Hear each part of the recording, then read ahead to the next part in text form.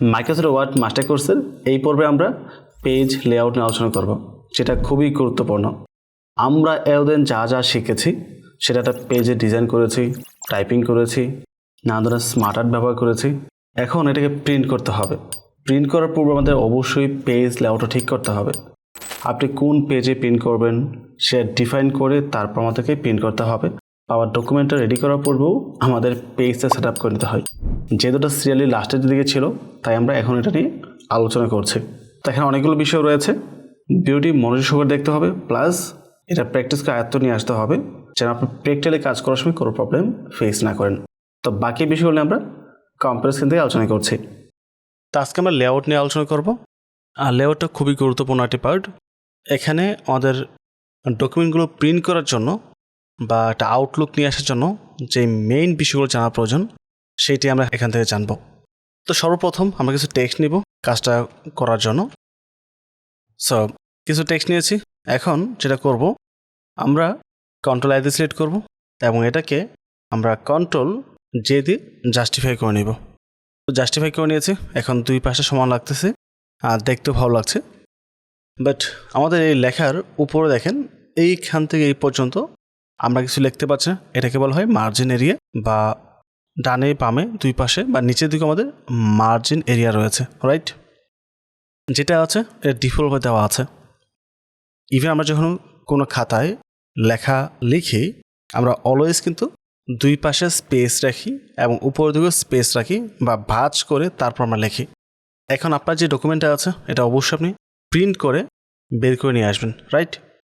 এখন প্রিন্ট করার পূর্বে আপনাকে অবশ্যই আপনার পেজের সাইজ, মার্জিন এগুলো আমাদের ডিসাইড করতে হবে এবং ওরিয়েন্টেশন কী হবে সেটাও ডিসাইড করতে হবে। এখানে আছে পোর্ট্রেট মোডে আমরা ল্যান্ডস্কেপও নিতে পারি। তো বিভিন্ন বিষয় থাকে, তো আমরা ওই বিষয়গুলো এখানে কভার করব। তো লেআউট ট্যাবের মধ্যে প্রথমে হচ্ছে পেজ সেট আপ এবং প্রথমে হচ্ছে মার্জিন। তো আমরা যে মার্জিনে ক্লিক করি, দেখতে পাচ্ছি এখানে মাল্টিপল অপশনস রয়েছে। তো প্রথম হচ্ছে 111। সো টপ মানে উপরে 1 পেটি, ডানে বামে নিচে সব জায়গাতে 1 পেটি রয়েছে, যে নর্মাল এবং এটা ডিফল্টভাবে দেওয়া থাকে। বাট যদি আপনার কেসে কোনো স্পেসিফিক রিজন থাকে, আপনি চাচ্ছেন চারপাশে 0.5 থাকবে, তাহলে আপনি ন্যারোতে ক্লিক করতে পারেন। তাহলে দেখতে পাচ্ছেন উপরে 0.5, এই পাশে 0.5 এবং এই পাশে 0.5 মার্জিন থাকবে। অলদো উপরে স্পেস একটু বেশি থাকে নর্মালি, আমাদের মার্জিন এটা শুরু হয় মূলত এখান থেকে, এটুকু কাউন্ট হচ্ছে না, ঠিক আছে? আমরা যেখানে আরও উপর নিয়ে যাই, এইভাবে ধরে একদম এইভাবে উপর নিয়ে আসতে পারবো। বাট আমরা এটা করবো না, আমরা কন্ট্রোল জেড দিয়ে ব্যাগে চলে আসবো। তারপর আরও কিছু অপশন রয়েছে। মডারেট, এখানে ক্লিক করলে ঠিক এই টাইপের ডিজাইন চলে আসবে। তারপর হোয়াইট, চারপাশেই অনেক বেশি স্পেস থাকবে, শুধু মাঝখানে টেক্সট থাকবে। বাট আপনার যদি কাস্টমাইজ করার প্রয়োজন পড়ে, তাহলে আপনি কাস্টম মার্জিন চলে আসবেন। এখানে এসে আপনি নিজের মতো করে ডিসাইড করে নেবেন। এখানে মার্জিন রয়েছে, তো টপ উপর দিকে আমাদের কতটুকু স্পেস থাকবে। আমরা যে এইভাবে উপর থেকে বৃদ্ধি করি, দেখেন নিচে প্রিভিউতে দেখাচ্ছে উপরটা কতটুকু ফাঁকা হচ্ছে। তারপর লেফট যে এই পাশটা, আমরা যে এই পাশটাও এভাবে বৃদ্ধি করি, দেখেন চেপে যাচ্ছে। আমরা ওকে প্রেস করি, সি আমরা যে মার্জিন দিয়েছি ওই মার্জিন এরিয়ার মধ্যে কিন্তু আমরা এখন চলে আসছি। তারপর আপার যাবো, এখানে বটম রয়েছে নিচের দিকে রাইট সাইড, এটাও বুঝতে পারছেন, এই পাশে চেপে যাবে। আমরা ওকে প্রেস করি, সি। সো এইভাবে আমরা কাস্টমাইজ করে নিজের চাহিদা অনুযায়ী আমরা উপর নিচে চারপাশে আমরা ডিসাইড করতে পারি আমরা কতটুকু মার্জিন রাখবো। এক এক পাশে আপনি এক এক মাপ রাখতে পারেন, তাতে কোনো সমস্যা হবে না। যেমন আমি উপর দিচ্ছি 1, লেফট দিচ্ছি 0.5, আমরা রাইট দিচ্ছি 1.4 এবং বটম দিচ্ছি 1.7, জাস্ট দেখানোর জন্য।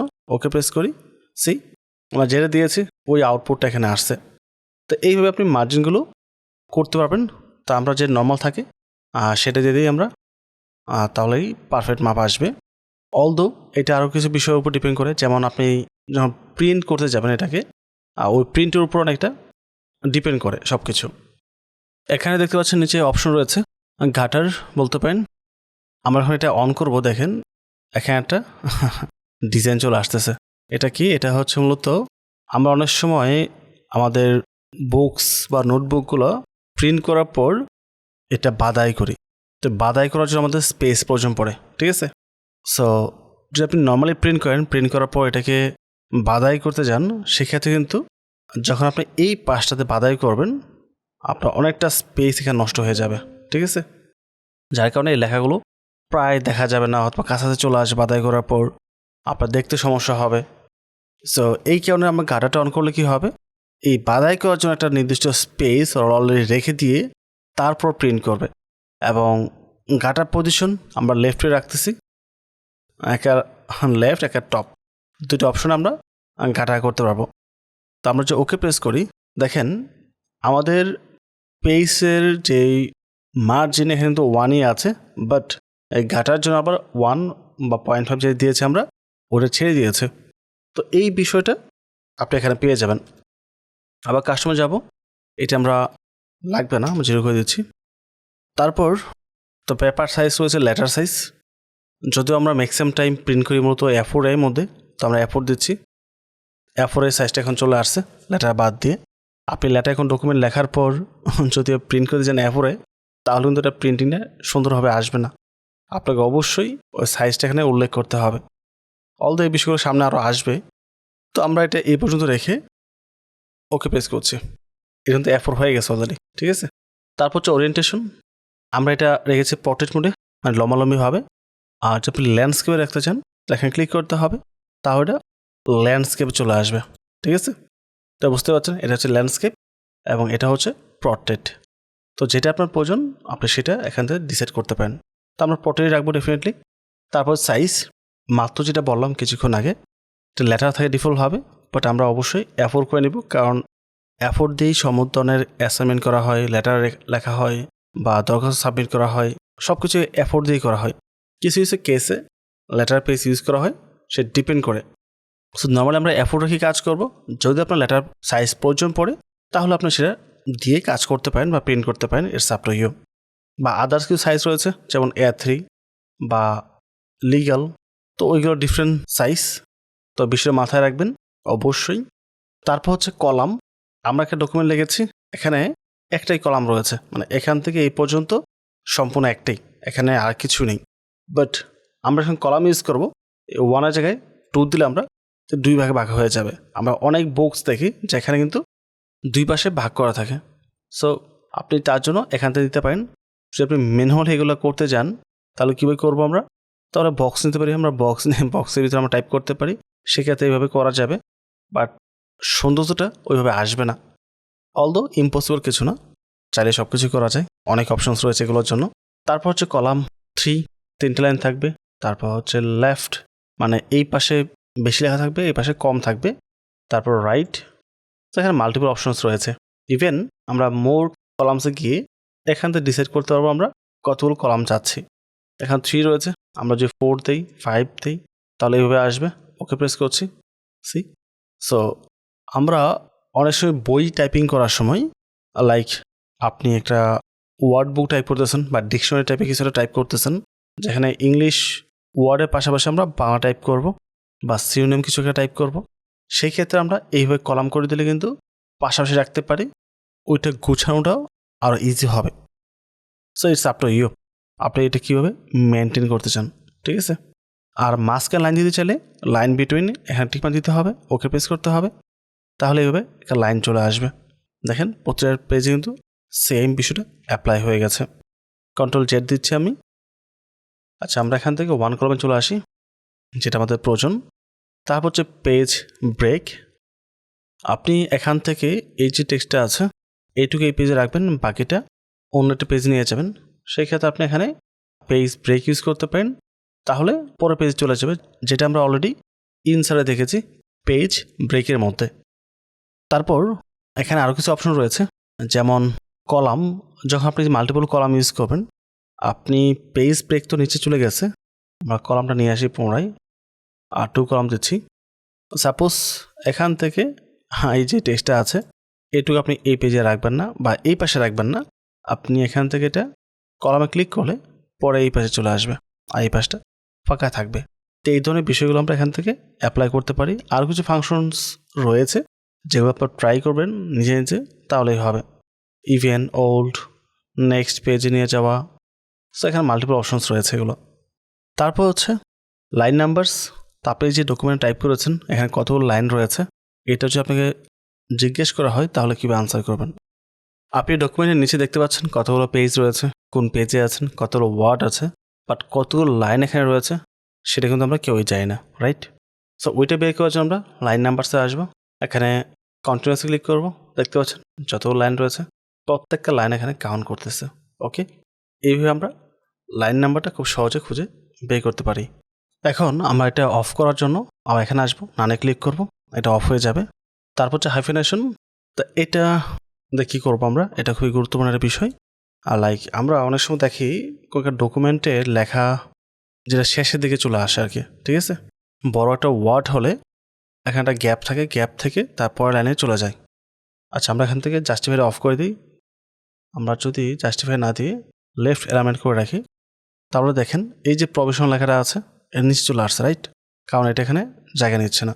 বাট যখন আমরা হাইফেনেশন অন করে দিব তখন এটার কিছু অংশ উপরে থাকবে, কিছু অংশ নিচে চলে যাবে এবং মাঝখানটা হাইফেন চলে আসবে। তো ওইটাকে বলা হয় মূলত হাইফেনেশন। তো আমরা লেআউটে এসে যদি আমরা এখানে হাইফেনেশনে ক্লিক করি এবং অটোমেটিক করে দিই তাহলে দেখেন অনেকগুলো টেক্সট উপরে চলে আসছে এবং মাঝখানে হাইফেনটা দিয়ে বাকিটা এখানে নিচে লিখে দিচ্ছে। তো এটাকে বলা হয় মূলত হাইফেনেশন, যেটা ডকুমেন্টকে আরও সুন্দর করে তোলে। সো আপনি চাইলে এটা ইউজ করতে পারেন, নাও ইউজ করতে পারেন, ইটস আপ টু ইউ। আমরা কন্ট্রোল এতে সিলেক্ট করব, তারপর কন্ট্রোল জেতে ক্লিক করব। আমরা জাস্টিফাই করে দিয়েছি। জাস্টিফাই পরে হাইফেনেশন আসলে কতটা কাজ করবে I don't know, let me try. তারপর কাজ করতেছে, ঠিক আছে? তো হাইফেনেশন চাইলে আপনি ইউজ করতে পারেন, ইটস আপ টু ইউ। এখন যদি আমরা প্রিন্টিংয়ের বিষয় দেখি এখানে তাহলে ওইটা আরও সহজ হবে, কারণ প্রিন্টিংয়ের বিষয়টা এটার সাথে কানেক্টেড। আমরা যদি ফাইলের ট্যাবে চলে আসি তারপর প্রিন্ট করতে যাই এই ডকুমেন্টটাকে, তাহলে আমরা এই প্রিন্টে আসবো। প্রিন্টে আসার পর আমাদের প্রিন্ট প্রিভিউতে এখানে দেখাচ্ছে এটা, ঠিক আছে? 4টা পেজ আমাদের রয়েছে। প্রথমত প্রিন্টার, আপনার যে প্রিন্টার থাকবে ওইটা এখানে সিলেক্ট করতে হবে, বাট আমার এখানে যেহেতু কোনো প্রিন্টার নেই তাই একটা দেখাচ্ছে আর কি, অ্যাডোবি পিডিএফটা কানেক্ট হয়ে আছে এখানে। তারপর যেখানে দেখেন কপিস নামে লেখা আছে, কপিস 1। কপিস মানে 1 হচ্ছে আমাদের যে ডকুমেন্টটা আছে এটা একটা কপি প্রিন্ট হবে, ঠিক আছে? 4টা পেজ, 4টাই প্রিন্ট হবে আর কিছু না। বাট যদি আমাদের এই ডকুমেন্টের মাল্টিপল প্রয়োজন পড়ে, মানে ডাবল হতে পারে, 3টা হতে পারে, বা আপনি একটা শীট তৈরি করেছেন আপনার ফ্রেন্ডসরা সবাই মিলে এটা ব্যবহার করবেন স্টাডির জন্য, তো 5টা 10টা লাগতে পারে, রাইট? তো সেক্ষেত্রে আপনি এখানে টাইপ করে দেবেন 5টা, বা আপনার 10টার প্রয়োজন আপনি 10টা টাইপ করে দেবেন। তাহলে কি হবে, এই ডকুমেন্টটাকে ও 10টা প্রিন্ট করবে। এই হচ্ছে মূলত কপিসের বিষয়টা। তারপর সেটিংসের মধ্যে প্রথম হচ্ছে প্রিন্ট অল পেজেস।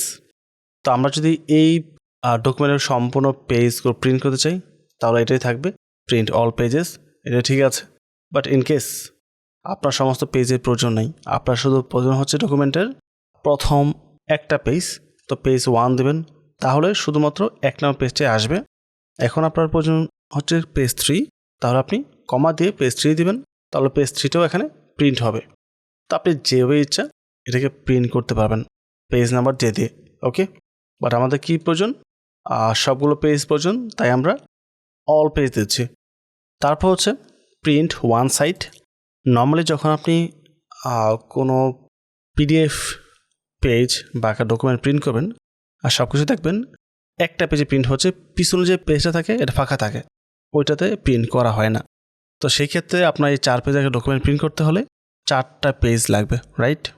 বাট যদি আপনি এটাকে বোথ সাইডে প্রিন্ট করতে চান, প্রথম পৃষ্ঠা দ্বিতীয় পৃষ্ঠা এভাবে প্রিন্ট করতে চান উল্টো পাশেও, তাহলে আপনি 2 পেজের মাধ্যমে এই 4 পেজের ডকুমেন্ট আপনি প্রিন্ট করতে পারবেন। সো এখানে দেওয়া আছে ডিফল্ট হবে 1 সাইড, বাট আপনি চাইলে ম্যানুয়ালি প্রিন্ট অন বোথ সাইডে ক্লিক করে আপনি বোথ সাইডেও প্রিন্ট করতে পারেন, তাতে কোনো সমস্যা হবে না। প্রথমে একবার আপনাকে প্রিন্ট করে বের করে নিয়ে আসতে হবে, তারপর আবার উল্টে দিয়ে আপনাকে বাকি 2 পেজ প্রিন্ট করতে হবে। এটা ম্যানুয়ালি করতে হবে, এছাড়া অপশন নেই। অলদো যদি আপনার এখানে প্রিন্টে কানেক্ট থাকতো তাহলে বিষয় হয়তো একটু ডিফারেন্ট হতে পারতো, এক এক প্রিন্টার এক এক সিস্টেম। যদি আপনি বড় প্রিন্টার দিয়ে করেন তাহলে এটা প্রিন্ট করলে বোথ সাইড যদি দেওয়া হতো এখান থেকে তাহলে ম্যানুয়ালি লাগতো না, ও নিজে এক পেজ প্রিন্ট করতো, আবার টেনে ভিতরে নিত, আবার পরের পেজে প্রিন্ট করে দিয়ে আবার বের করে দিত। এইভাবে শিটগুলো খুব সহজে প্রিন্ট করতে পারে ডিজিটাল যেই বড় প্রিন্টারগুলো আছে। বা ছোটো প্রিন্টারে সেটা মেবি সম্ভব না। তারপর কালেক্টেড, এইটার সম্পর্কে আমি তেমন কিছু বলতে পারছি না। এখানে 1 2 3 এভাবে দেওয়া আছে। মেবি আপনার যে পেজটা আছে মানে সিরিয়ালি প্রিন্ট হবে 1 2 3 তিনটা পেজ থাকলে বা 10টা থাকতে পারে, যে কটাই থাকবে সবগুলো আগে সম্পূর্ণ প্রিন্ট হবে, প্রিন্ট হয়ে শেষ হয়ে তারপর নতুন একটা কপি প্রিন্ট হওয়া শুরু করে, যদি আপনি মাল্টিপল কপি প্রিন্ট করতে চান। আর যদি আপনি এভাবে দেন আনলোকেটেড, তাহলে 1 নম্বর পেজই 3টা আসবে, তারপর 2 নম্বর যে পেজ থাকবে এটা 3টা আসবে। 3টা বলতে আপনি যে কটা কপি দিবেন এতগুলো কপি আসবে প্রতিটা পেজ। তারপর আপনাকে নিজে নিজে ওইটাকে উল্টাপাল্টা করে সুন্দরভাবে গুছাতে হবে। এই হচ্ছে বিষয় এখানে। এটা আমি জাস্ট আমার নিজের মধ্যে অ্যাজাম্পশন করেছি। সত্যি বলতে আমার এর বিষয়ে আইডিয়া নেই। আমি তেমন একটা প্রিন্ট করি নি। লাস্ট প্রিন্ট করছি কত বছর আগে, আই ডোন্ট নো, মেবি 20 আশপাশে, যখন নিজস্ব ট্রেনিং সেন্টার ছিল এটা ইউজ করা হতো। বাট বিষয় মেবি এটাই যেটা আমি বলেছি মাত্র। তারপর হচ্ছে ওরিয়েন্টেশন, যেটা আমরা অলরেডি আলোচনা করেছি, পোর্ট্রেট বা ল্যান্ডস্কেপ। তো প্রিন্ট করার পূর্বে এই বিষয়গুলো অবশ্যই খেয়াল রাখতে হয়। যদি আপনি ল্যান্ডস্কেপ নিতে চান তো ল্যান্ডস্কেপে ক্লিক করলে এটা ল্যান্ডস্কেপে এইভাবে চলে আসবে, এবং প্রিন্ট হলে বাট লেখা কিন্তু এইভাবে ল্যান্ডস্কেপে আসবে। সো এই বিষয়টা অবশ্যই মাথায় রাখবেন কীভাবে আপনি প্রিন্ট করতে চান এটাকে। তারপর হচ্ছে পেজ সাইজ, ডিফারেন্ট লেটার থাকে, আপনাকে অবশ্যই এটাকে অ্যাফোর্ড করতে হবে, বা ডিফারেন্ট কোনো সাইজ হলে সেটাকে আপনাকে অবশ্যই উল্লেখ করে দিতে হবে। উল্লেখ না করলে আপনি কখনোই এই ডকুমেন্টটাকে প্রপারলি প্রিন্ট করে ব্যবহার করতে পারবেন না। ইভেন যখন ডিজাইনিংয়ে কাজ করবেন, MS ওয়ার্ড দিয়ে কোনো একটা ডকুমেন্টের ডিজাইন করতে হবে, অবশ্যই প্রথম দিকেই একদম পেজ সেট আপের সময় পেজ সেট আপ করে নেবেন মার্জিন দিয়ে, এবং পেপার সাইজটা উল্লেখ করে তারপর কাজ করবেন। আদারওয়াইজ দেখা যাবে কাজ শেষ হয়েছে, তখন আপনি ডিফারেন্ট পেজ দেবেন, আপনার ডিজাইনটা নষ্ট হয়ে যাবে। এই বিষয়গুলো অবশ্যই মাথায় রাখবেন। মার্জিন, যেটা নিয়ে আমরা অলরেডি আলোচনা করেছি, এটা 1 1 আছে সব দিক দিয়ে, সো এটা আমরা রাখছি, এটা স্ট্যান্ডার্ড। তারপর লাস্টে একটা সেটিংস রয়েছে, সেটা হলো 1 পেজ পার শিট। আর যেটা আমরা প্রথমে বলেছি, আমরা কপিস কটা বের করব সেটা এখানে লেখা আছে, তাহলে ওইভাবে প্রিন্ট করতে পারি। আমরা যে 1 পেজ পার শিট দিই তাহলে প্রতিটা পেজ একবার করে প্রিন্ট হয়ে যাবে। আর যদি আমরা 2 পেজ দিই তাহলে প্রথম থেকেই প্রতিটা পেজ 2বার করে প্রিন্ট হবে। 4টা দিলে প্রতিটা পেজ 4বার করে প্রিন্ট হয়ে আসবে। তারপর আমরা সেটাকে গুছিয়ে শিট তৈরি করতে পারবো। তো এইটাই বিষয় রয়েছে। অলদো এই বিষয় আরও ক্লিয়ার হবে যখন আপনি নিজে প্র্যাকটিক্যালি করবেন, তখন গিয়ে। আমাদের মূল বিষয় ছিল আসলে মার্জিনটা।